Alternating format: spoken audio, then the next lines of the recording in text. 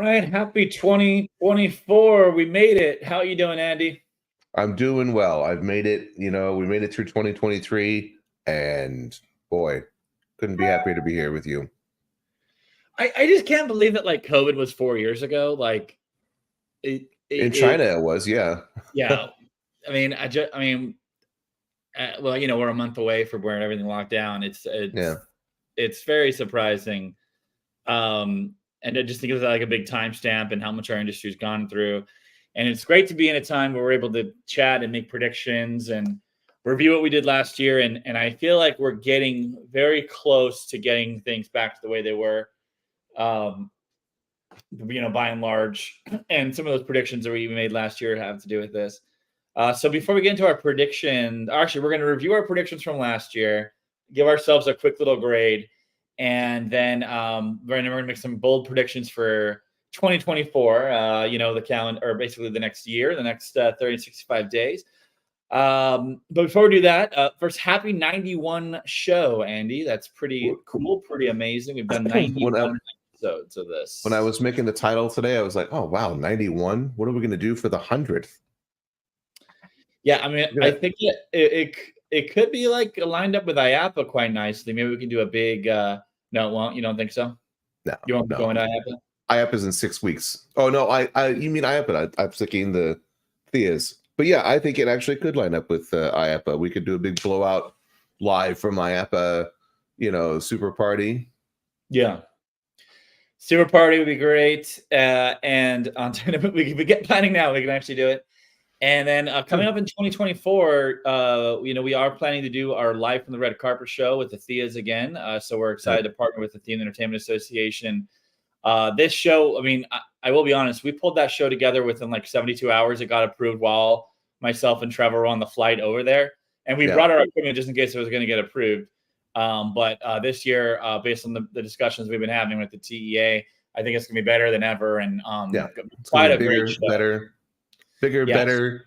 We're going to have, roving correspondence. It's going to be you and I hosting, a much more, I think, organized red carpet this time. We're looking to welcome many of the recipients of the awards, and you'll get to see the video packages that normally you would only see if you're viewing the live show. Let's not overpromise and underdeliver here. But I will say that I do think that it's going to be.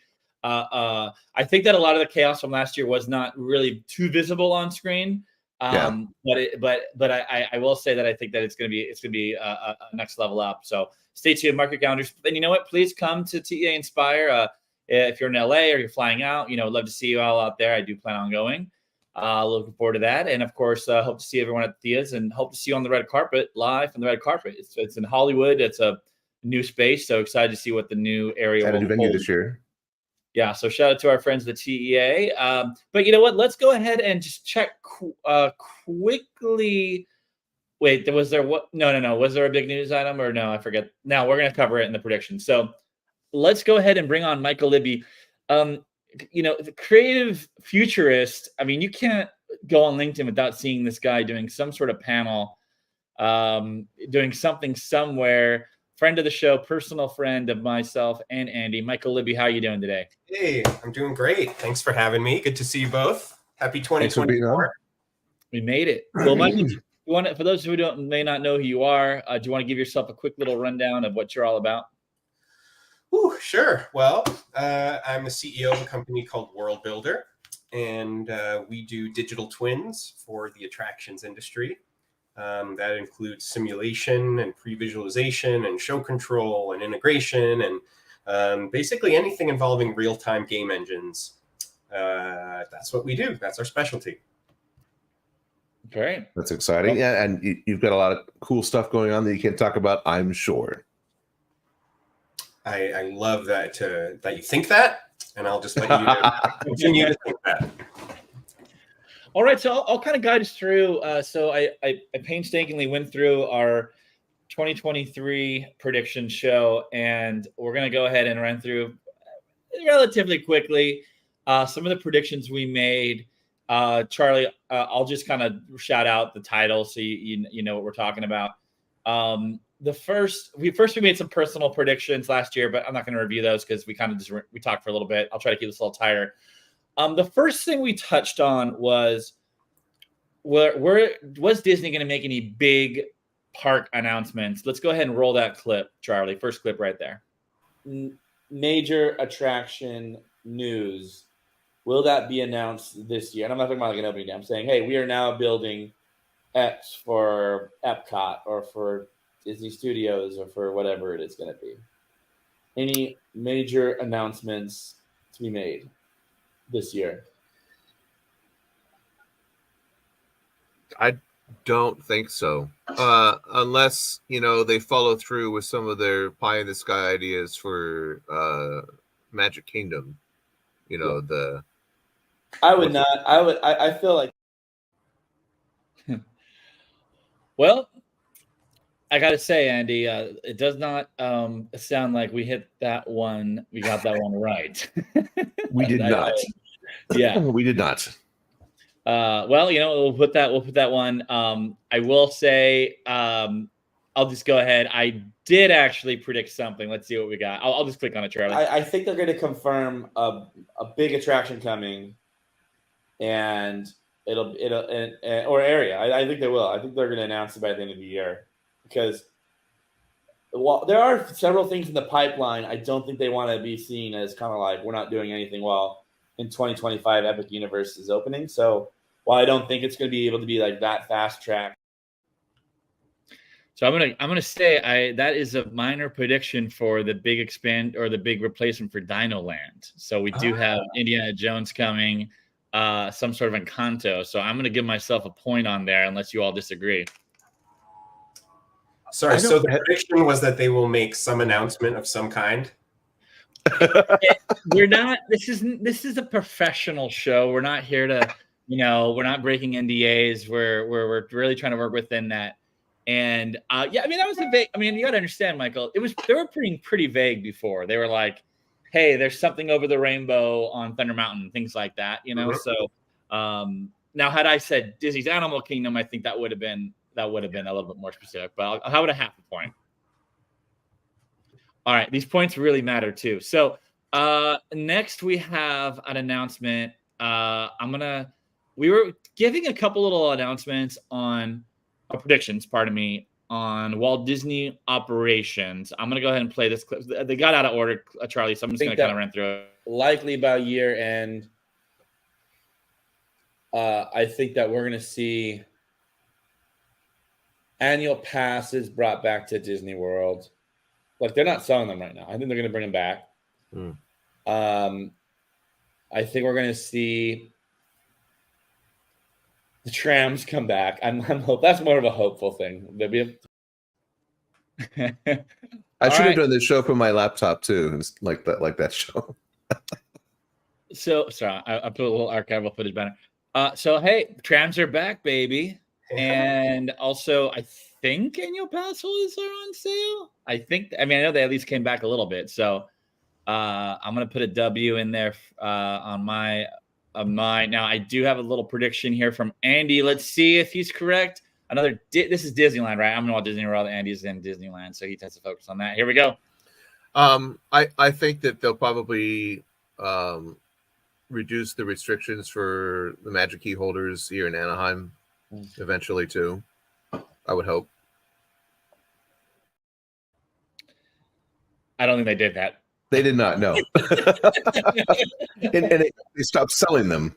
Stopped selling them, made it difficult, kind of infamously difficult.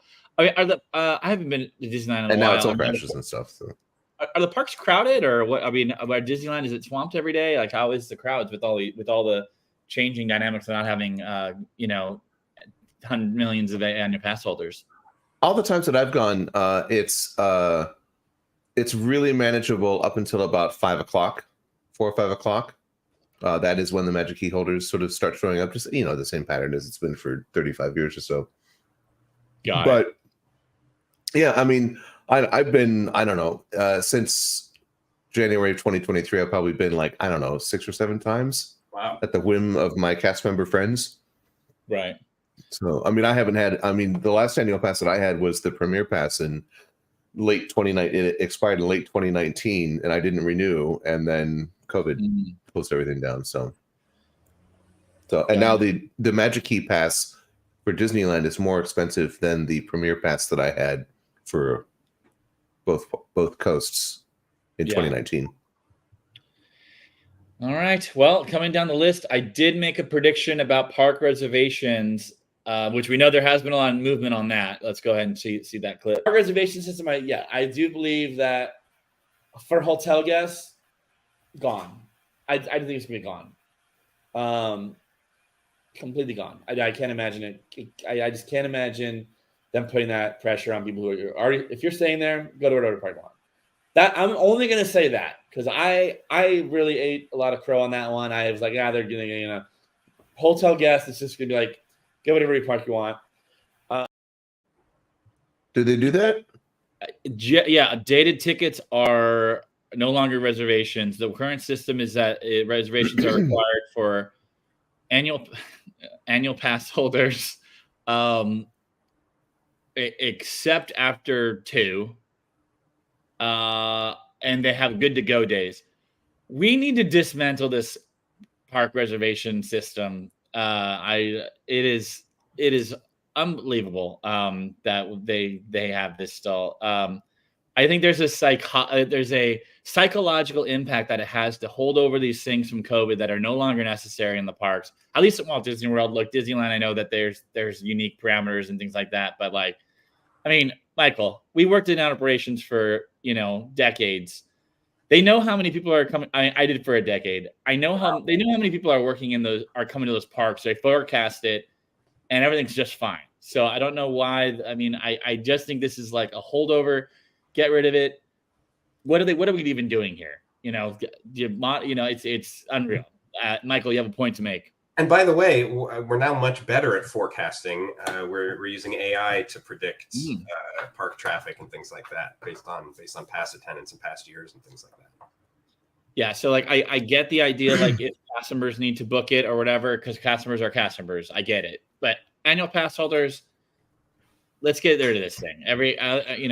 It's frustrating. It's just a pain point. It's very confusing now. It's like, okay, you can now you after 2 you can do it. You can do this after this time, not this time, and it's just really not a good guest experience. And as designers who work all of our passion into making a great guest experience, when it's just like this hiccup that everyone has to deal with, they're already irritated coming in. It's just not great.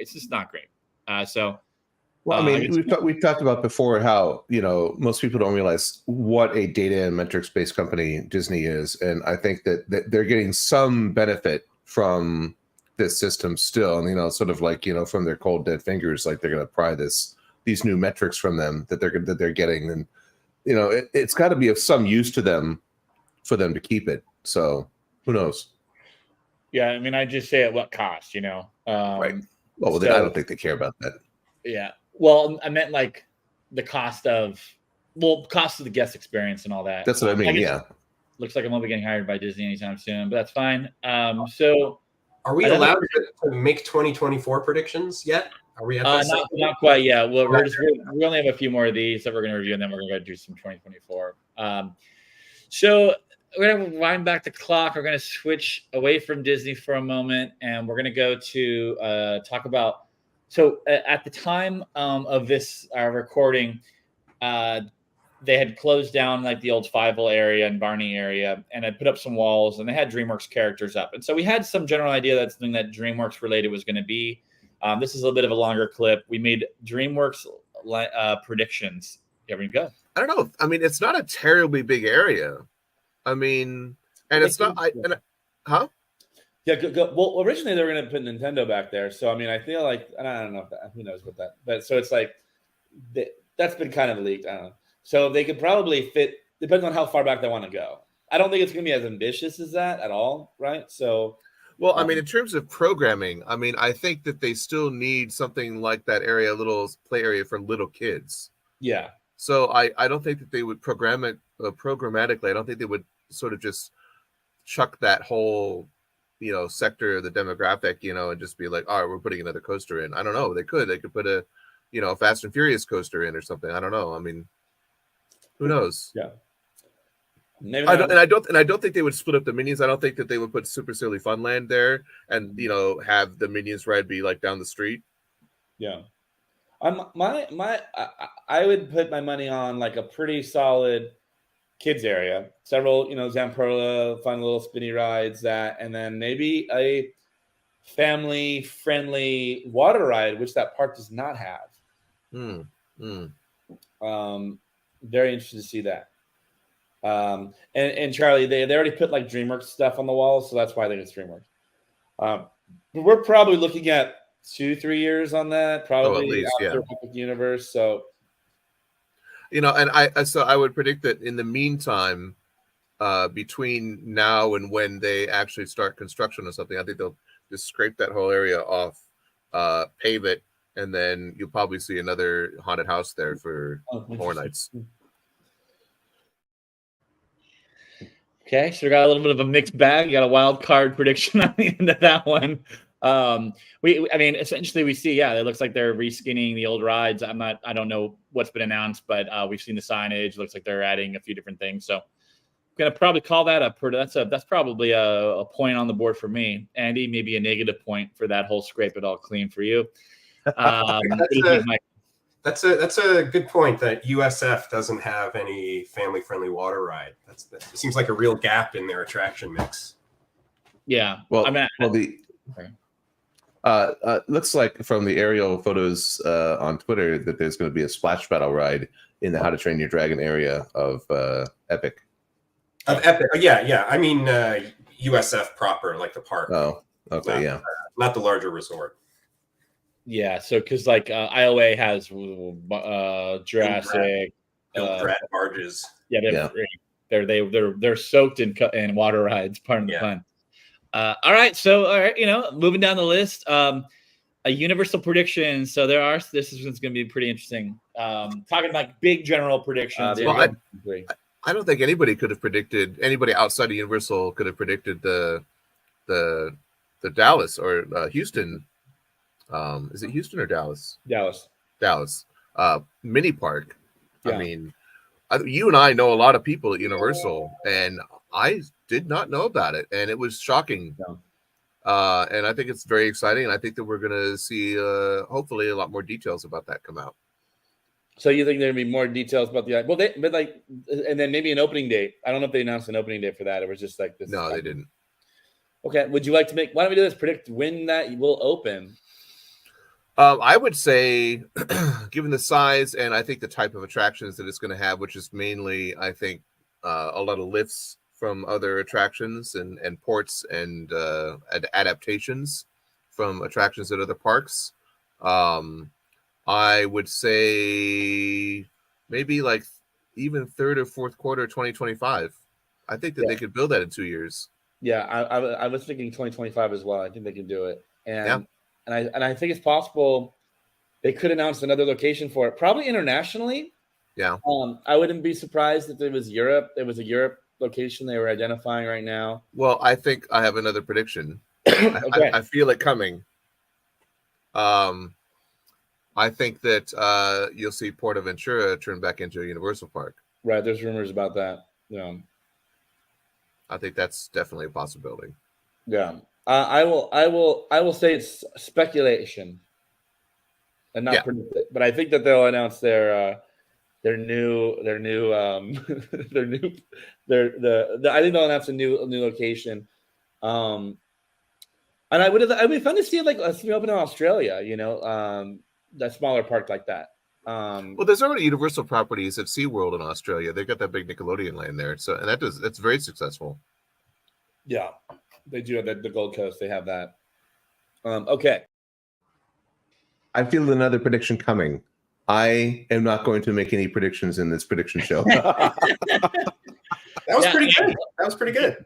Yeah, going down the list. So, I mean, just some interesting news. Sorry, this is like a spam comment. We got, it's a kind of a mixed bag. I don't think Portaventura is official of any, there's still rumors about it, but we did have like a shocking quick rumor and confirmation about a UK Universal property the blend is a bit of a, it's an odd shape, but could be the location of another one of these international parks. I mean, it really could be. So that was an interesting thing. We also had the name announcement, Universal Kids Resort. So that's the name of the resort coming to Dallas, Texas. And also Vegas. The Vegas announcement. What's it called? Universal Horror or something? Horror Unleashed. Yeah. That was also a thing that we haven't. And hey, we can predict it after that. But yeah, maybe that's the makeup of that UK park, if it actually goes anywhere, is interesting, what that could be. All right. Well, so interesting Universal announcements. We're going to close with two more. These are just general theme entertainment and predictions. We kept it pretty loose here. Andy, I think you get redeemed here slightly. This year is going to be some really big announcements to the general public about all of the theme entertainment offerings coming to the KSA. Right. I think that it's going to be shocking for a lot of people. Yeah. And it's going to seem unbelievable, but they've got more money than God, literally, and certainly the will of the people is there and the government. So, I don't be shocked when you see something shocking announced for KSA. I'm going to take the W on that. Take the point. Yeah, I think we have Stadium was announced. The e-gaming district. I gotta be careful because I don't know what's all been announced. I think we all have to be careful. Yeah, but there's been announcements that have come out. New location. The Falcons Flight, the big coaster at Six Flags, that's been announced. Okay. Yeah. So the Terra coaster or PETA coaster, whatever they're calling it. Yeah. So Andy, I think we're going to there has been more information. There has been more information trickling out about NEOM and some of these, and Qiddiya and some of these other mega projects. So I think, Andy, that's definitely a point for you. All right. And our final one, this is actually pretty an interesting bit of dialogue about Disney Corporation as a whole. So Palace Intrigue in corporate. Let's go ahead and watch it. And then after that, we're going to make some predictions of our own. Like there might be a stunning announcement like Josh D'Amaro gets out of his role. Well, I think that, related to that, I mean, I think that you might see Josh D'Amaro being announced as the next CEO of Disney because Iger's got 2 years on his contract. And I think by the end of next year, by the end of this year, he's going to announce who's going to replace him the following year. Yeah, I think Iger's here to stay for several years. I don't think he's actually going anywhere. You don't think so? You think he's just going to he's like the forever CEO? Yeah, I do. I think that like the 2 years was just kind of like say, hey, everything like it was. Yes, because like what is he like 65, 67? No, he's like 71 or 72. Let's fact check. I mean, Charlie, can you pull up and see how old Bob Iger is? Because 70 is the new 60, 60 is the new 50, 40 is the new 20. Well, I like that because I turn 49 next week, so 71. I mean, I think he has got at least 5 years in him. At least 5 years in it. I wish 40 was the new 20, you guys. Well, as a turner of 50 next week, I do hope that the 50 is the new 40. You don't look a day over 40. But so with this prediction, I think this can roll over to be a 2024 prediction because I agree. Well, I mean, also he extended his contract last year too, didn't he? Yeah. I think he did. But I do think D'Amaro is going to be the next CEO. I do too. Specifically because I think Disney is doubling down on their parks division as the core of their business. And he's so well liked. Yeah, and just kind of like in other moves that happen, we did see like Bruce Vaughn come back to WDI, so there is some returning of people, which is interesting. I couldn't have predicted that. There's no way. Yeah, and I'd say that. I think Bob Iger is going to be around for at least 5 years. So I think they just did another 2-year extension on that already. And so that's point on that. We'll see what happens. All right. Well, I always love doing that. We're going to go ahead and move on to predictions. Charlie, just go ahead and throw up whatever you want to put on the board, and we'll talk through it. Predictions, everyone. Put on your hats. And Michael, we'll welcome you back next year if you'd like to return and kind of review. And as we did, I do enjoy doing this quite a bit. I actually didn't do much thinking about this beforehand, but as someone who edited the footage, so I'm sure we can be quick with our answers and make some big, bold predictions. All right. That's what the audience wants. The audience wants big, bold predictions from us, you guys. Big, bold predictions. Disney parks, overall bold, big announcements.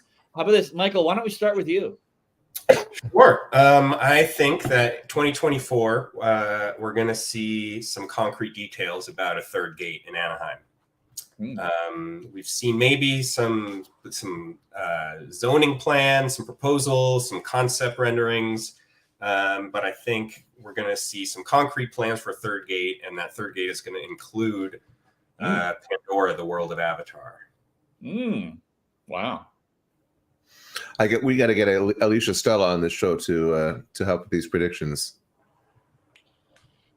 Well, there you go, Andy. That's very specific and bold. Andy, any predictions for 2024? What we're going to hear?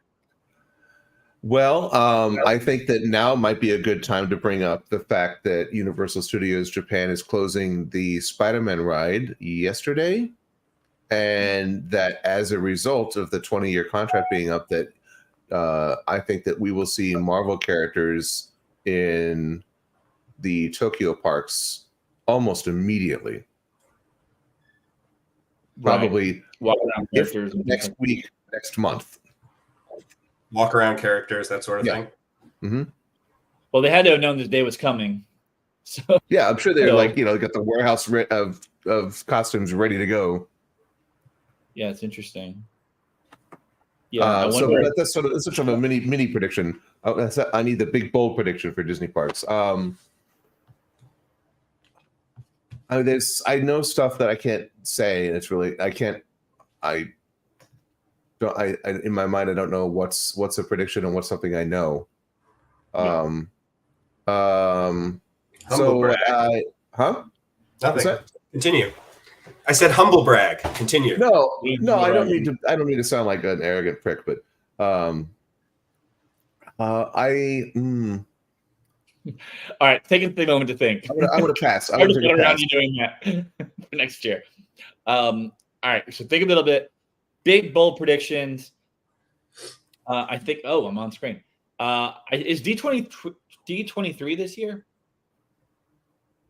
I think it is, right? I don't know. Charlie, you want to fact check that for us? Yeah, he just shrugged.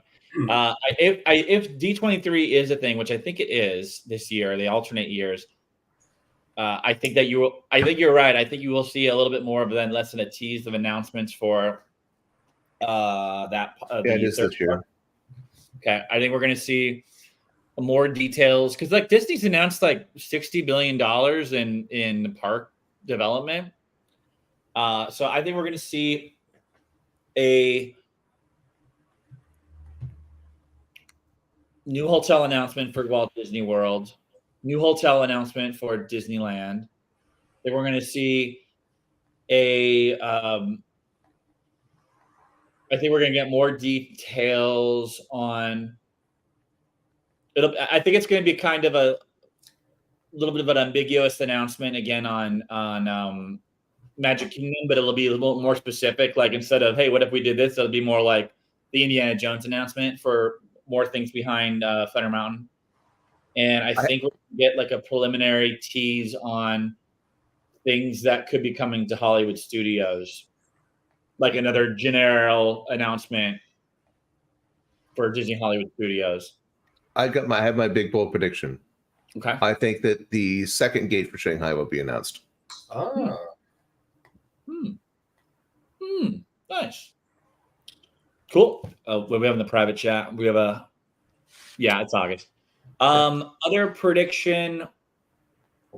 I think we're going to see an expansion of the Figment IP in some way, whether it's an announcement of a TV show, a movie, something beyond like a little book. Like maybe there's like a cartoon or something for Figment on Disney Plus or something like that, which they should do, by the way. I mean, I don't know what they're thinking. Very underutilized IP. All right, and That's a good one. That's a good one. Yeah, that's a good one. That would be smart of them. Really smart. Yeah. Next up, I want us to give a predict. So, there's been a lot of. I'm active on Twitter. I know you guys tend to check in on Twitter as well. Never so much controversial than the disclosing of Splash Mountain and the reimagining of it into China's Bayou Adventure, and it's a lot for a ride. Like, we get it. Yeah, rides go away. Great movie ride, Maelstrom, Energy Adventure. And then it's the internet, so racists are gonna racist. Yeah, there's a lot of undertones with a lot of these people where it's just like, God, like, guys, come on. Where it's not just about, it doesn't appear to be just about an attraction that's gone away. But it is opening this year, 2024. There's a lot of pictures on the internet coming through, and I wanted to get us on record of predictions. Like, I don't know anything about the ride except what's been announced. How this ride is going to be received by the public. That's the question I put out there. Michael, we'll go to you first. What do you think the reception is going to be?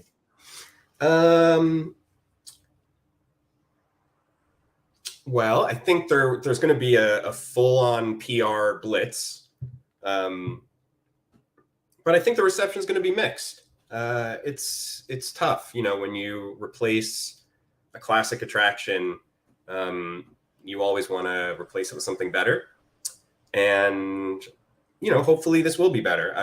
But it's a very subjective thing. Here on the West Coast, if you look across the street from where Splash Mountain used to be, you'll see what I think Imagineering has been fairly open about as being maybe a mistake, was replacing the Country Bears with Winnie the Pooh, and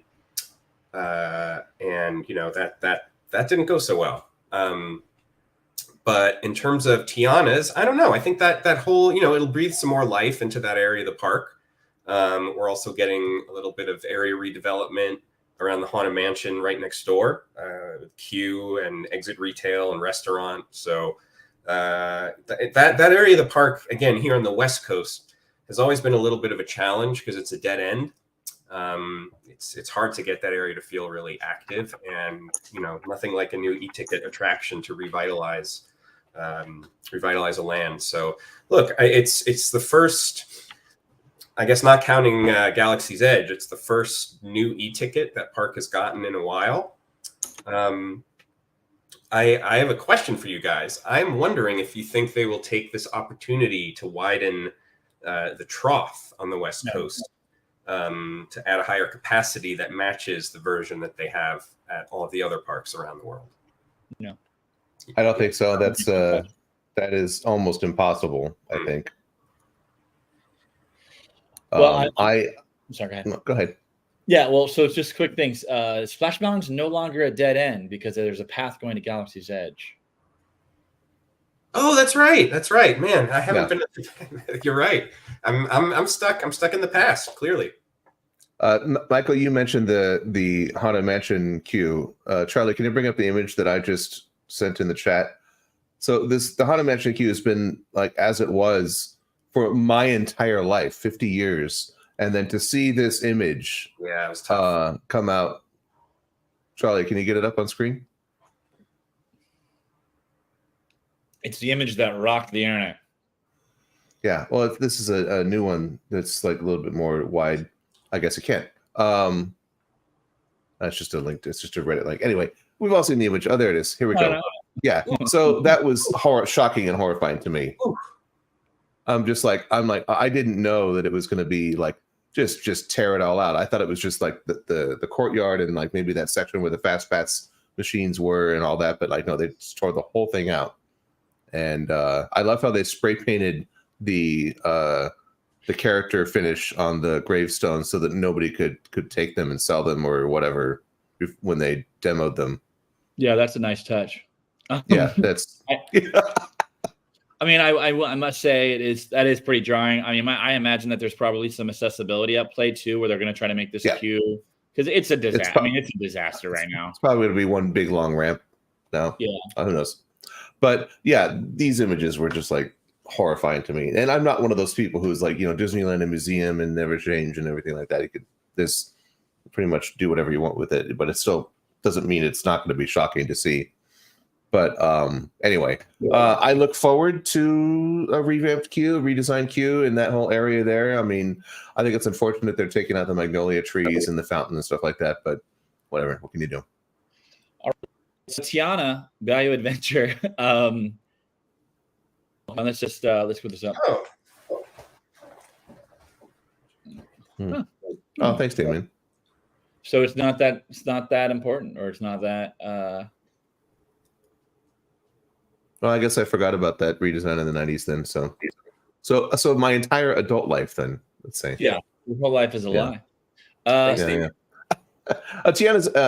I'll make a prediction about Tiana's Value Adventure. I think that the internet, the very extremely online people and the Diz Twitter people are going to be like, oh, it's not as good, whatever. It's just like, I don't think it's something that it's like should be judged as being like, is it better or is it worse or whatever. I think it's going to be its own thing. And I think it should be judged on its own merit by itself, and not in. I don't think it should be compared to the original Splash Mountain. I'm looking forward to it. I think it's going to be great for a lot of kids, especially kids of all races and colors and everything like that aren't white necessarily. I think it's going to be amazing to see representation for them in the parks, and I think that's a good thing, a really good thing. And it's gonna, ruffle feathers of, racially insecure people. Yeah, it's like whatever. I think the reaction might be different on the West Coast from the East Coast in terms of how it's received and celebrated. Do you think that's because of like the red state, blue state thing, or? Yeah. Uh-huh. I'll say this. So, and I tweeted about it last night about like Splash Mountain is a successful attraction in spite of its theme, Like the story is really challenging to follow, particularly on the West Coast, where it was just clear that they grabbed the animatronics from American Sings, and it's really about quick moments of humor that you go by, and the music's fun. That's really the essence of the attraction. There's log rides are always fun and popular, and so already the bones of the attraction are good. Like I think that the ride layout on both coasts is great, and so as long as you have an interesting, whimsical, fun things happening on the experience, as long as you have fun moments that you're able to immediately capture as you're going by in 3 seconds, and if the music's fun, which Disney does a great job with music, I don't see how this could, especially a couple fun moments that really stand out and are iconic. I think that this is going to go. I think this is going to go over just like the Frozen redo did, where it's like, oh yeah, this was quite an improvement. And I'm not just saying that because White's my good friend. It's like, no, this was actually a good thing that happened, and it really basically it was like no one asked about Maelstrom anymore. It was more of a distant memory. I think separating. So I think that on its own, I'm bullish on how many animatronics they're going to have, because I think obviously they have the ones that are already there. I think they're going to add to it. I think if they can capture that humor, it's going to be received. I think better, and I think it's going to quiet a lot of people. And at a certain point, people just need to get a life and not be so weird about it. There's just like a lot of weird energy around it. That's really weird and uncomfortable. And in my opinion, kind of rooted in racism for no reason. And I'll just say this. I don't know if we ever really talked about this subject. It's okay that we all grew up with this attraction. That's fine. It's okay that this was what they wanted to use in the 1980s, and it was all normal to use that. That's fine. Okay. It doesn't mean, and now we're evolving and now we're moving on, and that's okay too. And it doesn't mean that we're bad people. It doesn't mean if you like Splash Mountain, the attraction, that you're a bad person. It just means, hey, this was maybe source material that we don't want to use, and putting different flips on it, putting honey instead of a tar baby. That's not good enough, and we really want to move away from this. Okay, we're going to do that, and it's okay to do that as a society, and we don't have to make it doesn't need to be the end of the world. No one has to be, it doesn't mean that we're all racist if we like the ride, but it also means it's time to move on, and we're okay with that. So looking forward to I'm looking forward to it. Like I said, I think the ride's fun no matter. I mean, I think you can put almost anything in there and it'd be good. So yeah, I don't know. I feel like I was very old when I realized, oh, he's throwing us in the briar patch because that's his home. Like, it's so unclear, like, what's happening on that ride as it is. So anyways, we're looking forward to that attraction. Charlie, what do we have next on the predictions? Okay, Universal Studios Parks. Okay. So we did miss a couple things, right? We got the Fast and Furious roller coaster that was announced. Everyone loves a Cinderella story with that over in USH. I'll go to you. Any Universal or Studios big predictions? We know we have Epic Universe coming up. I know there's rumors of Pokemon and Zelda, maybe, but those have been around for years, at least in my circles, and then now they're actually out in the public. What do you say? Well, I do have some predictions for Epic Universe, but that's really a 2025 prediction. So maybe we'll save that for another year. But no, I think Universal, honestly, is kind of crushing it right now, and everybody can feel it. They're announcing more parks. They're expanding. They're increasing their destinations and experiences division. So I think we're going to see at least an announcement of one more major project the size of the Frisco project or the Vegas project, and probably more than one around the world.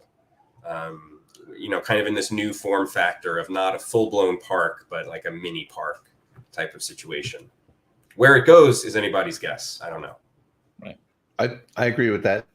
Yeah. And, I don't know. I feel like we should allow a little bit of Epic Universe predictions. I don't know. Maybe a little bit, one or two. Okay, so I'm gonna give a prediction for Epic Universe that there will be AI incorporated into some of the character encounters, where we are chatting. The meet and greets are maybe assisted by artificial intelligence to make them a little more personalized, and more catered to each guest. That's what I'd like to see. Hopefully that'll happen. Well, they could announce that this year, so we may get more details and all that. So, have any of you guys been to the Sphere, the Las Vegas Sphere? Yeah. Don't they have, like, characters you can interact with, like robots that you're interacting with? Did you play with that? Yeah. So I was there a couple weeks ago to go see the U2 show. Cool. Which was fantastic.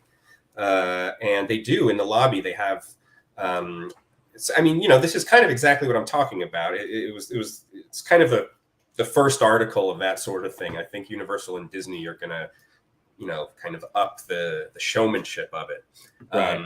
But this convergence of generative AI for conversations with robotics, and starting to see those two things come together. We've seen Disney with some major advances in robotics recently. The next step is to get those robotic characters to start talking to us, talking back. Yeah. And they had a robotic character on the Galactic Star Cruiser that you could talk to. That's right. It was in the I didn't really use it. I don't think it was like fully running when I was on the cruise, but yeah. So was that the one in the rooms on the screen? Yeah, D309. Yeah. All right, cool. So big prediction there. Okay. So what up? What up next? Did you make your prediction, Andy, or is it up to me now? You go ahead. I'm going to think about it while you're talking. Okay, so I think we're going to see So we know whether they announced Fast and Furious. I think we're going to see maybe like a more solid plan for Universal Studios Hollywood becoming more of a resort, maybe another hotel baked into. Like, I know they've kind of done these things where they kind of show a thing and it's not really that real. And I think we're going to see another big project announced, or maybe not big project announced, but you're going to start to see like almost construction happening at the tail end of the year a new project that's underway that maybe they'll keep secret for a while. But we'll see construction starting and a hotel announcement. Here in Orlando, it's so hard because of Epic Universe. I think we're going to see maybe a solid Epic Universe like date or summer or May, or like a range of like a month or a season that they're going to be opening the park. I think we're going to see more announcement of the attractions in detail. That I don't think they've announced like what IPs there are, but everyone's speculating based on pretty solid information at this point. And I think parks tend to open in the spring. Yes, like new parks. Typically, either spring or the fall. DCA was February. Animal Kingdom was April. I don't know when IOA. I think IOA was May, maybe. I mean, really, it's as quick as they can get it done. TDS was September 9th, 2001. Right. Yeah, actually, that was the same day that Winnie the Pooh or Country Bears closed, was September 9th, 2011, and then 9/11 happened. So, coincidence? I think not. Yeah, I was there for one of those final shows. I will not be there for the final show of this Country Bear here in Walt Disney World. I thought the final show was this last weekend. No, there's still another week. So, okay, so I'll leave it at that. So, what I just said. All right. So, best wishes to Universal. Like you said, they are really crushing it on a lot of fronts. So next up, why don't we make some predictions about just theme AI and themed entertainment? So you'd actually just touched on that a little bit, Michael. How do you any bold predictions for AI? And and then we can kind of go around the room. Well, I talk about AI a lot, and there are kind of two different sides to it. There is the AI being used as a co-pilot or as a tool for designers is kind of one side. And then the other side is AI being used in the actual guest-facing content. The experiences that the guests have in the parks. And I think over this past year, our industry has really started to see the disruption from AI on the design side of things. Yeah. But next year, we're maybe going to see some of that content start to come out into the parks. That could be, walkthrough experiences where the media changes based on a prompt or based on, guest metadata, or even, full-blown attraction that has procedural content, procedural media generated by AI. It might be 2024 might be a little early for that. Yeah. But certainly that's where things are trending, I think. I mean, look, you could take something like Midway Mania. It's all screens. And, with a firmware update, like obviously it would be a little more complicated than that. Have it be a different ride every time. That's generated by AI. And, that would increase repeatability and customization for each guest and that sort of thing. Difficulty could be scaled for each guest or each vehicle. I just think that's where things are going to go. That's how the technology can be applied to some of these experiences. So, do you think it's worth the trouble for sort of incremental, like micro changes like that most people may or may not notice? I definitely think those are the types of discussions that they're having internally. Maybe they want to, save it for some big e-ticket announcement or some big new attraction, something like that. I mean, hey, how about the Avengers e-ticket that goes through the multiverse, and each time, it's a different version of the characters that's slightly different or something like that. But that could just be randomized like Star Tours, though. So right, that's true. So I don't know. I think that we have yet to see any kind of like really meaningful, emotionally impactful, application of AI, like in the parks. I think that's going to be the real catch. It's like, it's got to have some sort of big, major, I think, impact on the guest experience before they implement anything really huge. And I think that we're going to see stuff like that affecting the guest experience, in a big way at Epic Universe. Yeah, that's probably still a few years out, but it may start to impact the guest experience in a more transparent way in terms of things like we sort of already talked about with regards to projecting traffic and demand and things like guest flow. Yeah. I think we're going to see a lot of AI there. It's interesting because I don't even know if you would consider Genie plus AI or like Genie recommendations, and that was met with a resounding no from people. So it's kind of interesting to see. I always think that theme parks, like, it needs to be, the technology needs to support it.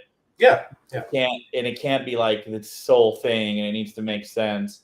I think you're right. I think personalized character interactions are, important, or they're the straightforward way to do it. And we saw Disney playing a little bit with that. I don't necessarily think it's more AI. It was more of a customization of the talking Mickey, where it knows it's your birthday and things like that with your Magic Band, and they had that next gen system. But we all know that all that stuff went away too. So it'll be interesting to see what the next audiences demand and where theme parks come into play with that. Andy, any predictions from you about AI and themed entertainment? Well, like I said, I was just sort of agreeing with Michael about, like I said, I think it's there needs to be a big impact in the guest experience or the emotional sort of storytelling experience, or a big operation savings, right? Yeah, right, or both. Some magical combination that someone has yet to invent and make billions on. I mean,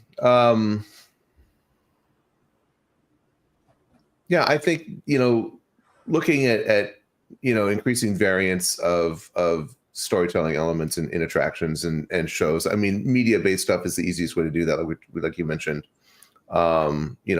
With real time rendered media, you can do that kind of stuff. We have build a Pirates of the Caribbean, Shanghai kind of style thing, but it's live rendered in an Unreal Engine, and they're addressing you by name or something like that. Millennium Falcon is rendered by Unreal Engine. Yeah, so, like that. Yeah, it's kind of interesting. I think that since that is live rendered, it's why isn't it a little or even a lot different every time then? Yeah, they could probably do a whole show talking about Millennium Falcon and the barriers they have to put in place and all that. What I will say about AI is, right now, if you work in business, you need to be using AI as a tool, or else you're wasting your time on a lot of things. Particularly business writing and things like that, marketing writing. And, I think it's a tool, just while it's not going to replace, drawing and design, the fact that in Photoshop you can go in and say, hey, replace this with that, and then it cuts out hours of time. That's incredible. That's an incredible tool. How that could, I think you're right. I think we are years away from probably seeing that impact from an attraction, but there's no reason why you couldn't go on to an experience. And this is probably a little bit more of an immersive technological based attraction that's at a novelty FEC or something, where, hey, I'm going to prompt, I want X ride, I want a roller coaster, I want this, and this. And then it could actually manifest that with AI. How interesting that is, I don't know. It's always about the novelty of that, and then it wears off, and then we kind of go back to what we were doing originally. So my prediction is stay tuned on AI, but it is a tool that you should be using in AI. Just everybody should be using AI, ChatGPT and all that. It's a great business tool. Next up, I got to say, and these are all kind of buzzy words, right?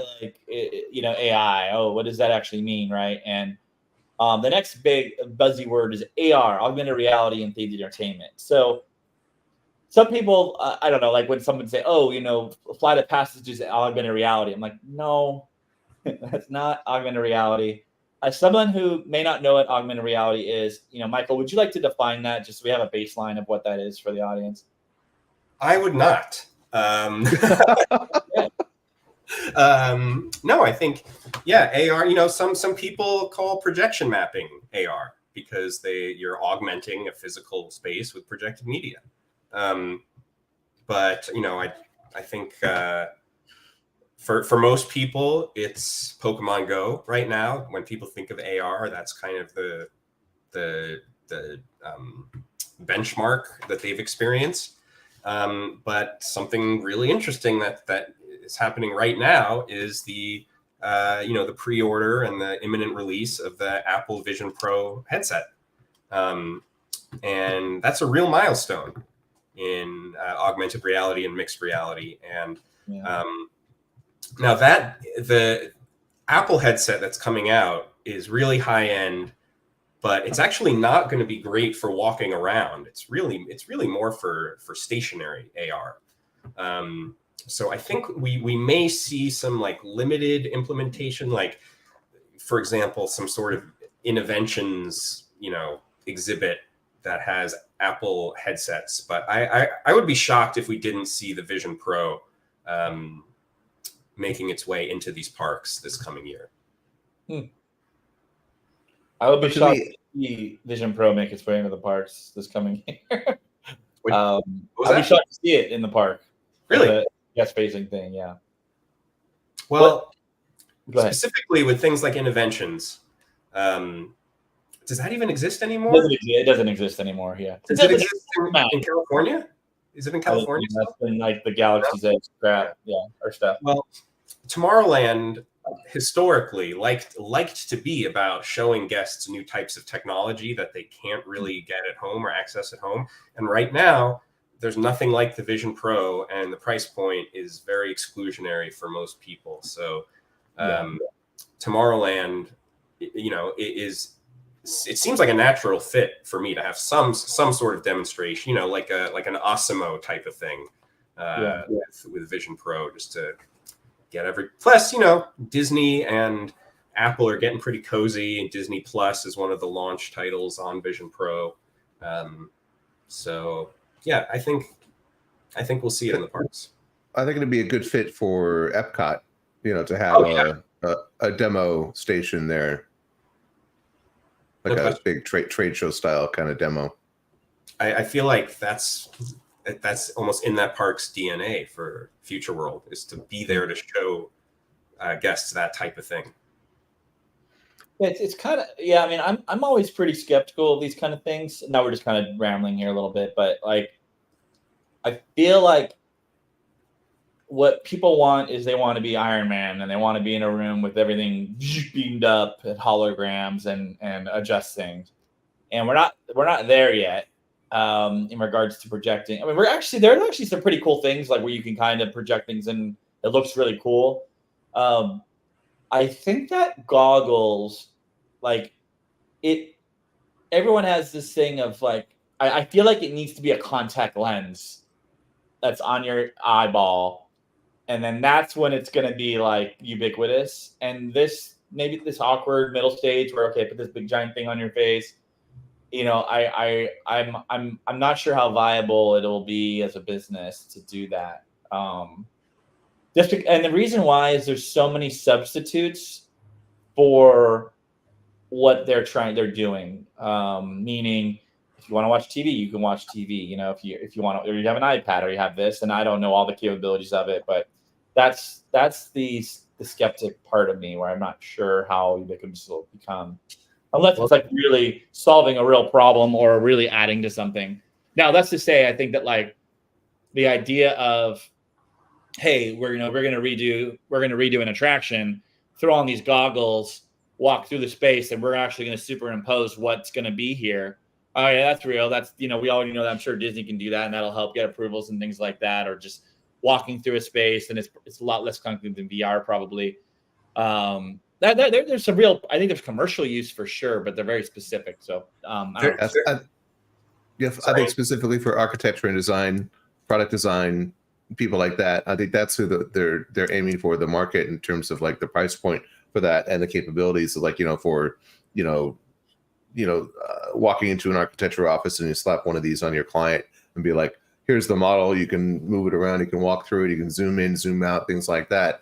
or product design. Here's the shoe, or here's your plush, or whatever. I think that's a really good application for that. But like for the average consumer, it's just going to be this like cool thing to have. Yeah. Yeah, we'll see where it goes.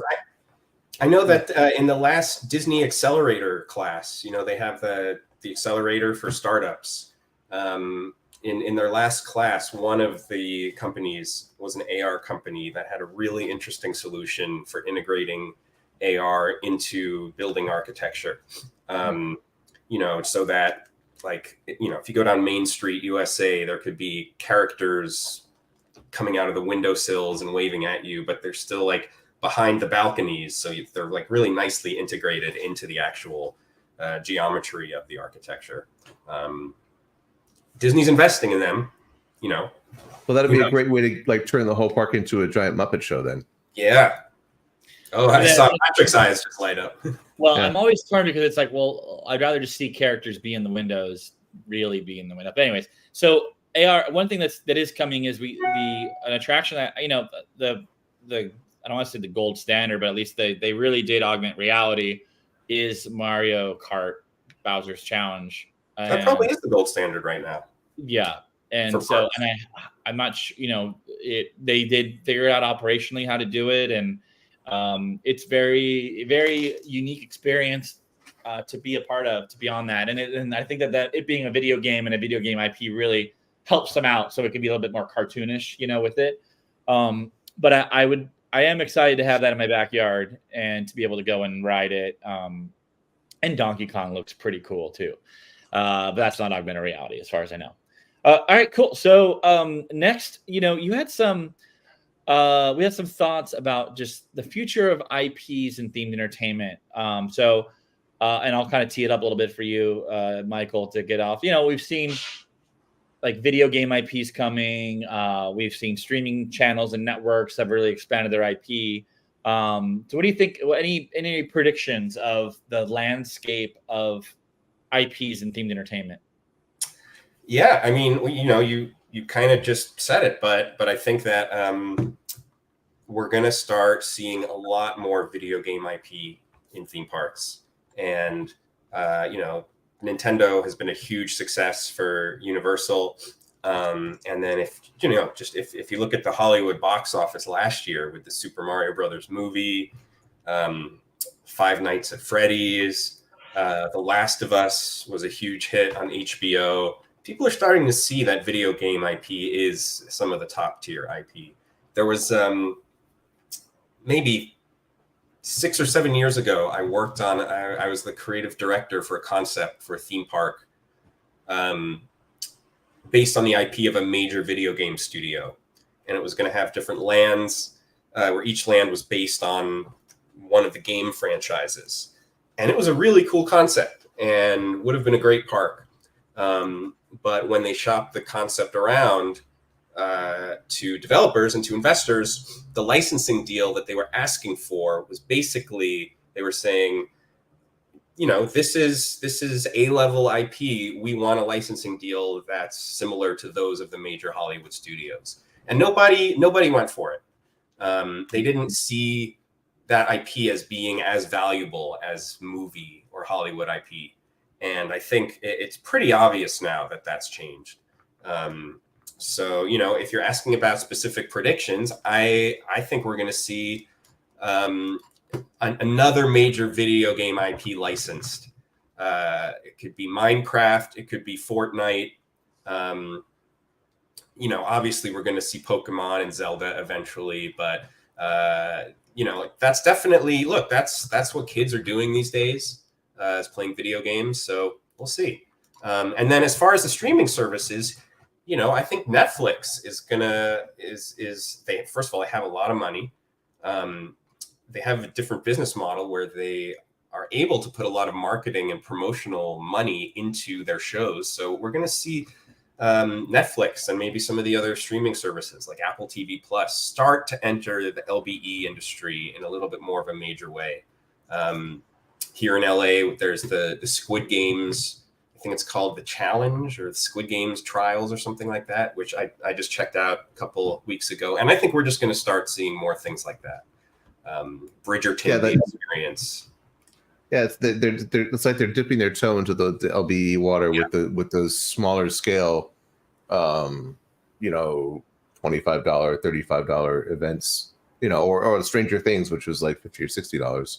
And I went to Stranger Things, and I thought it was really great. I thought it was a lot of fun, and it was way more than I expected.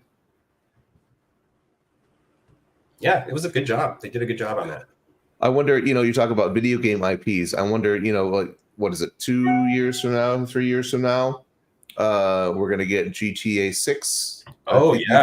Do you think it's going to be the biggest video game ever? It's going to make, you know, tens of billions of dollars. Like, who's going to touch that? Who do you think is going to? Do you think that we're going to see who's going to touch one. GTA? You know, that's a tough one because it's like about committing crimes, right? And you know, prostitution and drug use and gun running and drug smuggling. Right. Like, who's going to just be like, you know what? Fuck it, we're going all in on GTA. Probably not Disney, I'm guessing. No. So I'll make a prediction. I'm not as bullish on the video game IP. Just make sure we're saving this clip. We're saving this clip. Yeah, saving this clip. and I'll say this because I'll say this. I think that I think that there is a crucial step of a movie. Sorry, pardon me just a moment. A film or a video game being interpreted into a film. I think that needs to happen, or a TV show where you can get people invested in the characters and they can understand the characters, and that they have a storyline that they're following. And the reason why I'm saying that is because in a video game, the expectations are so high for affecting it, to playing it, that I think it's so hard to duplicate that in the real world, that it sets up a really difficult standard. And it's like, well, why would I go to a video game if I can just do it at home? And I think with rare exceptions of like blockbuster franchises that have generational appeal, like Mario and Donkey Kong, that it's not as viable as an IP. And the reason why I say that is because I think that there is, and look, I've been in every sort of brainstorm there is, and hey, we should really put this IP in here and this IP and this IP. What I see happens time after time is, well, why would we use that when we have a whole bunch of unutilized IP from the other world, from the normal world, for lack of a better, for on-screen or media TV. So like, I feel like there are still a lot of underutilized IPs out there, like Simpsons, Family Guy, SpongeBob, Ninja Turtles, things like that. And like, that's a little biased because I used to work for those places, where if you told me, would you rather do a Minecraft experience, and I don't know anything about Minecraft, so let me not say Minecraft, another generic video game IP that may or may not have legs or generational appeal versus a SpongeBob, I'm going to go with SpongeBob personally. So like or business wise, I think it makes more sense to do that. So I think that there are still some hurdles with it. And I think that like Mario and Donkey Kong, and like they have built those franchises. I mean, they've been around for so long, you know, and I don't know if that's I'm not as bullish. So I'm on the standby. Zelda, Pokemon, totally get it. Like that, I'm sure we'll see those, and we know there's rumors, and those have been in the rumor mill for a while. Well, there was a recent resurgence last week, I think it was, of the plans for the Atari-themed hotel in Las Vegas, the Atari Resort and Casino in Las Vegas. I think it's going to be a reskin of the Oyo Hotel, maybe, if I recall. But I don't think it's a new construction. I think it's a reskin of another hotel. But yeah, it looks really cool. So it's like, you know, Tron via Atari kind of renderings, you know, kind of cool stuff. It's just like, you know, whoever would have thought that there would be an Atari themed resort hotel casino in Las Vegas? But you know, people of a certain age, you know, the Gen Xers, and to some degree the boomers, you know, the older Gen Xers, you know, grew up with Atari, and they're the ones with the money now. Well, that's increasingly. Yeah, I actually think that in the future, what I'd like to see, I'm not going to predict it, but I'd love to see more IPs in hotels. So that idea of like, when Universal's they're popping up every, hotel every other month now, it feels like. And if there was one that was Harry Potter or DreamWorks or any of those things, I feel like they're underutilizing that, and it can add a lot to the experience, and they can build it out in an interesting way. Same with Anaheim, same with here in Orlando, or sorry, Walt Disney World. I think that seeing that, you've seen hotels like brands that can become lifestyle brands. Like Nickelodeon has a few hotels that are really, or at least one right now, that are great, great interpretations of it. And we see the Cartoon Network Hotel. Now they happen to be some of them are in obscure locations, but I think that there is room for this in the industry of having these family-oriented hotel experiences that have generational appeal. We see that with like Great Wolf Lodge and things like that. So yeah, cool. All right. Any other thoughts on future of IPs? It'd be a GTA Resort Hotel Casino in Vegas. That's how you do it. That'd be really cool. Okay, we build have a GTA Resort. That'll be awesome. For an amazing practical themed environment. The show comes out on Amazon in April. Okay, cool. Great point. And there is also a Minecraft movie in active development, so maybe that kind of solves the issue you were talking about, Patrick, of having to go through and build up that story through a film medium first. Cool. Well, why don't we one last one? Let's talk about like major themed amusement park chains. So, Cedar Fair, Six Flags. Like we have the merger of Cedar Fair, Six Flags, and SeaWorld still swimming along. So, any major predictions for the others? The Merlins of the world, the Parque Abranitos, like Cedar Fair, Six Flags. Any other major predictions for 2024? I think we're going to see more Legolands popping up. I think that's a definite thing that's going to happen. I mean, it's a no-brainer. It's a relatively, easy IP to build a park around. It's not huge space-wise. It can be indoor, it could be outdoor. I think that's a definite possibility. Or Legolands. Yeah, I'm trying to pinpoint where in the U.S. I think that would make sense for them to build one. We have New York that's operates seasonally. You have Carlsbad, and you have Florida, with like the DreamWorks, the Universal Kids Resort opening in. Are there any in South Asia or Oceania? There's not one in Australia, is there? Is there? I think so. I don't know. I have to look at the map.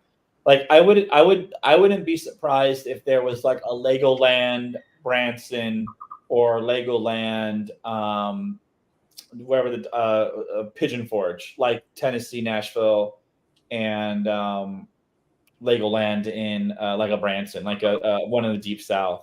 I wouldn't be surprised to hear an announcement about that. I'll add one more, I guess, brand or chain that's not on this list, but I think this is going to be a big year for Meow Wolf as well. They also have a lot of momentum. They're hiring a lot of people too. They're hiring a lot of people. Their location in Vegas, just the whole Area 15 installation there, which is also where that Universal Horror experience is going, has been a huge success. They opened the one in Denver. I think they've also opened another one since then. I'm blanking on where, but I do think we're going to be seeing a lot more. Dallas, is that where? Yeah. So I think we'll be seeing more from Meow Wolf. Don't count them out. I'm shocked. Sorry, go ahead. I'm shocked that there isn't one or already announced one for Orlando. That's such a no-brainer place for one. Yeah, I mean, I can't imagine that. We have Area 15. I can't imagine that they wouldn't have Meow Wolf be a part of it. I think where else it would make sense would be to be in like if there was an Area 15-ish or a Meow Wolf in like New York City, that'd be a good location to have it. I'm not predicting that, but maybe in the next few years. I think the most logical announcement would be this year to announce some sort of lineup of Area 15 that's out here in Orlando, and for Meow Wolf to be there, hold hands and be the flagship part of that. I mean, it just makes sense to have that. I'll get an annual pass. We need more party venues in Orlando, that's for sure. Yeah, just the IAPA alone. All right. Well, any other I mean, Six Flags, the Cedar Fair merger. Do you think they're going to sell any parks off? Do they have? I don't think they have to. The only ones that may be in jeopardy for being too close would be like Knott's and Six Flags, Magic Mountain.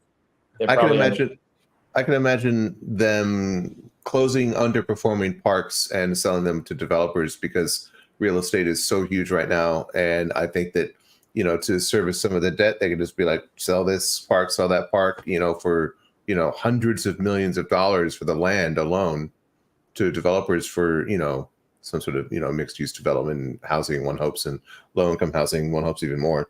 But I think that we'll see that. I think that's how they're going to service their debt. That's, I think, a smart move. Yeah, and Great America in California is in line to close in a few years. The land was sold off already. I think I think we'll see more of that. Yeah, they have a Six Flags in Vallejo. I think it's called Discovery Kingdom. Maybe last time I checked, or went. And overall, I don't think that consolidation is a good thing for our industry. So I was not overjoyed to see that announcement. I think it's good to have more players, and